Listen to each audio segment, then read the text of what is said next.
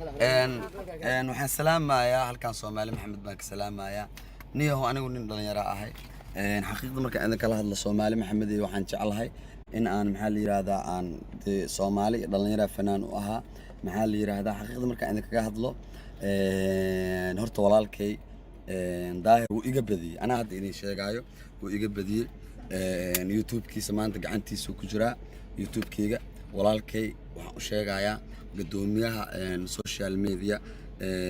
daahir calisow waa ku qaldamay mar dambana ma dhaceeso balanaana qaadaya walaalkay boqolkiiba boqol ha iga raal ahaado inuu dhalinyaradeedii asaaga iga reebo ma rabo gudoomiyaheena waaye waa aaminsanahay waana jecelahay mar dambeetana qalad kuma sameeynayo daahir calisow walaalkayga macaan boqolkiiba boqol iska cafi waxaan ku leeyahay saaxiib mar dambana ma dhaceeso niyahow waa ku qaldamay Soomaali Maxamed iyo daahir calisow waa ku qaldamay wuuna iga badiyay